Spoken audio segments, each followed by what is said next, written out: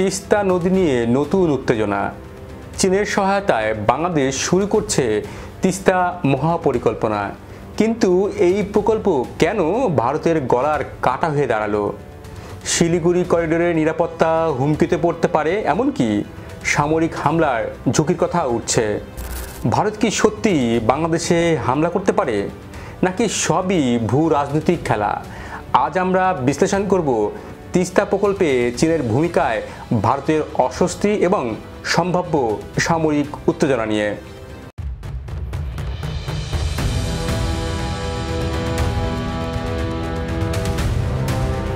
উত্তরে 2 কোটি মানুষের দুঃখ তিস্তা। নদী ভাঙন, ফসলের জমি হারানো, সব মিলিয়ে প্রতি বছর 1 লাখ কোটি টাকার ক্ষতি। এই পরিস্থিতি বদলাতে বাংলাদেশ সরকার চীনের সহায়তায় শুরু করতে যাচ্ছে তিস্তা মহাপরিকল্পনায়। ব্যয় হবে প্রায় 12,000 কোটি টাকা। প্রকল্পের লক্ষ্য বাঁধ নির্মাণ, নদী খনন, সেচ ব্যবস্থা উন্নয়ন এবং নদীর তীরে স্যাটেলাইট শহর গড়ে তোলা। এই প্রকল্প নিয়ে ভারত এবং চীন দুদেশেই আগ্রহ দেখিয়েছিল। 2024 সালের 24 জুলাই তখনকার প্রধানমন্ত্রী শেখ হাসিনা জানিয়েছিলেন তিনি চান তিস্তা প্রকল্প ভারতই বাস্তবায়ন করুক। এই ব্যাপারে তার একটা নিজস্ব ব্যাখ্যাও ছিল। আমি এখানে বেশি প্রাধান্য দেব যে এটা ইন্ডিয়া করুক, কারণ তিস্তার পানিটা ইন্ডিয়াই আটকে রেখেছে। কাজী তাদের কাছে আমাদের যদি আদায় করতে হয় তো এই প্রজেক্টের কাজ তাদেরই করা উচিত। তারা প্রজেক্ট করে তখন এটা যা প্রয়োজন তারা দেবে। এটা তো একটা ডিপ্লোম্যাসি, যেখানে আর কোনো দ্বিধা থাকার তো কথা না। চীন তো রেডি, কিন্তু আমি চাচ্ছি যে এটা ইন্ডিয়া করে দিক। তাহলে এই প্রজেক্টটা করলে তো এই প্রজেক্টটা যা দরকার ইন্ডিয়া দিতে থাকবে। তবে গত বছরের 5ই আগস্ট শেখ হাসিনা সরকারের পতনের পর সবকিছু উল্টে গেছে। বাংলাদেশ ভারত সম্পর্ক যখন তলানিতে, তখনই তিস্তা প্রকল্প নিয়ে ছক্কা হাঁকে চীন। জানুয়ারির মধ্যে তিস্তা প্রকল্পের কাজ শুরু হবে বলে জানিয়েছেন পানি সম্পদ মন্ত্রণালয়ের উপদেষ্টা সৈয়দা রিজওয়ানা হাসান। তিস্তা নদীর পাড়ে থাকা মানুষদের জন্য সেচের ব্যবস্থা করা, তাদের বন্যার হাত থেকে এবং নদী ভাঙনের হাত থেকে বাঁচাবার জন্য এই প্রকল্প চূড়ান্ত হয়েছে। আমাদের পক্ষ থেকে এই প্রকল্প চূড়ান্ত করে চীন সরকারকে পাঠিয়ে দেওয়া হচ্ছে, হয়তো আগামী সপ্তাহেই চলে যাবে। আমরা আশা করি 2026 সালের 1 জানুয়ারি আমরা তিস্তা প্রকল্পের কাজটা শুরু করে দিতে পারব।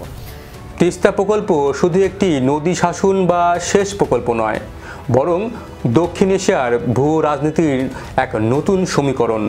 কারণ চীনের অংশগ্রহণে ভারতের অস্বস্তি বোধ করছে, এবং এই অস্বস্তি শুধু কূটনৈতিক নয়, এটি ভারতের নিরাপত্তা, কৌশলগত এবং সামরিক স্বার্থের সাথে সম্পর্কিত। এই প্রেক্ষাপটে বড় প্রশ্ন হলো, চীন যদি তিস্তা প্রকল্প বাস্তবায়ন করে তখন ভারত কি করবে? বিষয়টি কি শুধু রাজনৈতিক চাপ, নাকি এর মধ্যে লুকিয়ে আছে সামরিক সংঘাতের আশঙ্কা? তিস্তা নদী হিমালয়ের সিকিম থেকে উৎপন্ন হয়ে ভারতের পশ্চিমবঙ্গ পেরিয়ে বাংলাদেশে প্রভাবিত হয়েছে। নদীটির পানি বণ্টন নিয়ে ভারত এবং বাংলাদেশের মধ্যে দীর্ঘদিন চুক্তি হয়নি। উত্তরবঙ্গ এবং বাংলাদেশের উত্তরাঞ্চল উভয়ই তিস্তার পানির উপর নির্ভরশীল। তবে শুধু পানি নয়, তিস্তা প্রকল্প চীন বাস্তবায়ন করলে এটি ভারতের জন্য ভূ কৌশলগত দিক থেকেও বড় হুমকি হিসেবে দেখা দেবে। কিন্তু কেন? কারণ প্রকল্প এলাকা শিলিগুড়ি করিডোরের খুব কাছে।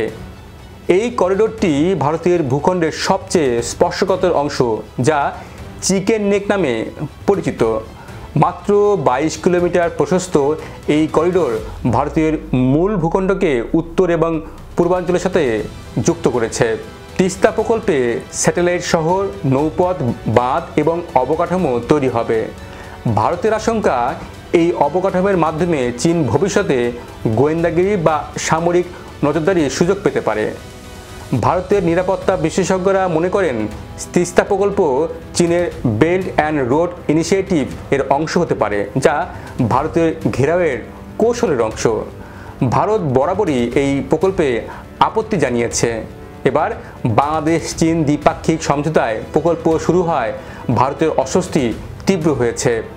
এখন ভারতের প্রতিক্রিয়া কেমন হতে পারে? ভারত চাইবে বাংলাদেশকে বোঝাতে যে চীনের সাথে এমন প্রকল্প ভারতের নিরাপত্তার জন্য হুমকি। এরই মধ্যে ভারতীয় গণমাধ্যম এবং থিঙ্ক ট্যাঙ্কগুলো এই বিষয়ে সরব। তবে শেখ হাসিনার আমলে দেখা গেছে কূটনৈতিক চাপ সত্ত্বেও বাংলাদেশ চীনের কাছ থেকে পদ্মা সেতু, কর্ণফুলী ক্যানেলের অবকাঠামো উন্নয়নের সহায়তা নিয়েছে। তবে কি অন্তর্বর্তী সরকারও শেখ হাসিনার দেখানোর পথেই হাঁটছে? কিন্তু ভারত চুপচাপ থাকবে তা কিন্তু নয়। ভারতের গোয়েন্দা সংস্থা র বাংলাদেশের অভ্যন্তরে প্রভাবশালী রাজনৈতিক দল গোষ্ঠীগুলোকে কাজে লাগাতে পারে। অতীতে ভারত এই কৌশল ব্যবহার করার অভিযোগ আছে। কোনো কিছুতেই কাজ না হলে সামরিক প্রদর্শন বা সীমিত অভিযানেও যেতে পারে ভারত। এরই মধ্যে শিলিগুড়ি করিডোরে যুদ্ধবিমান এবং ক্ষেপণাস্ত্র মোতায়েন করেছে ভারত। লালমনিরহাটে বিমান ঘাঁটি নিয়ে ভারত অতীতে বাংলাদেশকে সতর্ক করেছিল। যদি ভারত মনে করে তিস্তা প্রকল্পে চীনের উপস্থিতি সরাসরি তাদের নিরাপত্তা বিঘ্নিত করবে, তাহলে সীমিত সামরিক পদক্ষেপের ঝুঁকি উড়িয়ে দেওয়া যায় না। তবে ভারত সরাসরি পূর্ণমাত্রা যুদ্ধের ঝুঁকি নেবে কিনা সেটি প্রশ্নবিদ্ধ। কারণ বাংলাদেশে হামলা মানে চীনের সাথে সরাসরি সংঘর্ষের আশঙ্কা রয়েছে। যুক্তরাষ্ট্র এ ধরনের সামরিক আগ্রাসনকে মেনে নেবে না। কিন্তু ভারত কেন পরিস্থিতি আরও জটিল করবে? আর পাকিস্তান ও আইএসআই ফ্যাক্টর কিভাবে কাজ করবে? ভারত অভিযোগ করে আসছে যে বাংলাদেশের অন্তর্বর্তী সরকার পাকিস্তানের গোয়েন্দা সংস্থা আইএসআইকে ব্যবহার করে ভারতে হামলার ছক কষছে। যদিও এই অভিযোগ প্রমাণিত নয়, তবুও ভারতীয় মিডিয়া এবং গোয়েন্দা সংস্থা বিষয়টি বড় করে দেখাচ্ছে। এদিকে মার্কিন পররাষ্ট্রমন্ত্রী মার্কো রুবিও বলেছেন, ভারত পাকিস্তান যুদ্ধবিরতি যে কোনো সময় ভেঙে যেতে পারে।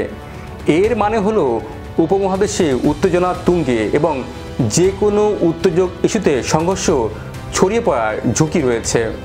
যদি ভারত মনে করে বাংলাদেশ হয়ে পাকিস্তান নাশকতা বাড়াচ্ছে, তখন তারা সীমান্তে সার্জিক্যাল স্ট্রাইক বা এয়ার স্ট্রাইক চালানোর চেষ্টা করতে পারে।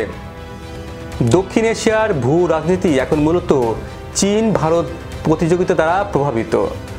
বাংলাদেশের অবস্থান এই প্রতিযোগিতার কেন্দ্রে। চীন চায় বাংলাদেশকে তার বিআরআই করিডোরে যুক্ত করতে, আর ভারত চায় বাংলাদেশকে তার নেইবারহুড ফার্স্ট নীতিতে আওতায় রাখতে। তিস্তা প্রকল্প সেই প্রতিযোগিতার একটি বড় পরীক্ষা। প্রশ্ন হলো, তিস্তা প্রকল্প ইস্যুতে ভারত কি বাংলাদেশে হামলা করতে পারে? পূর্ণাঙ্গ যুদ্ধ প্রায় অসম্ভব, কারণ এতে চীনের সাথে সংঘর্ষে জড়িয়ে পড়তে পারে ভারত। তবে সীমিত অভিযানের আশঙ্কা উড়িয়ে দেওয়া যায় না। যেমন সীমান্ত এলাকার টার্গেট এয়ার স্ট্রাইক বা অবকাঠামো ধ্বংসের চেষ্টা করতে পারে ভারত। এছাড়া সেনা মহড়ার মাধ্যমে বাংলাদেশের উপর চাপ তৈরি করতে পারে। কিন্তু ভারত জানে বাংলাদেশে হামলা মানে দক্ষিণ এশিয়ার স্থিতিশীলতা নষ্ট হবে এবং এতে যুক্তরাষ্ট্রসহ পশ্চিমা শক্তি কঠোর অবস্থান নেবে। তিস্তা মহাপরিকল্পনা শুধু একটি নদী উন্নয়ন প্রকল্প নয়, বরং দক্ষিণ এশিয়ার ভূ রাজনীতির এক নতুন অক্ষর। চীন যদি এটি বাস্তবায়ন করে, ভারত নিঃসন্দেহে চাপ সৃষ্টি করবে। তবে সরাসরি সামরিক হামলার সম্ভাবনা খুব কম, কারণ এর সঙ্গে চীন এবং যুক্তরাষ্ট্রের মতো বড় শক্তির ভারসাম্য জড়িয়ে আছে। ভারত সম্ভবত কূটনৈতিক চাপ, অর্থনৈতিক প্রণোদনা এবং রাজনৈতিক প্রভাব বিস্তারের মাধ্যমে প্রকল্পকে বিলম্বিত করার চেষ্টা করবে। কিন্তু যদি প্রকল্প এগিয়ে যায়, তাহলে শিলিগুড়ি করিডোরের নিরাপত্তার অজুহাতে সীমান্ত এলাকায় ভারতীয় সামরিক প্রদর্শনী বাড়বে এবং যা উত্তেজনা আরও তীব্র করবে। অতএব তিস্তা প্রকল্প দক্ষিণ এশিয়ার নতুন ভূকৌশলগত দ্বন্দ্বের কেন্দ্রবিন্দু হতে চলেছে, যেখানে বাংলাদেশের সিদ্ধান্ত নির্ধারণ করবে ভবিষ্যতের আঞ্চলিক শক্তির ভারসাম্য।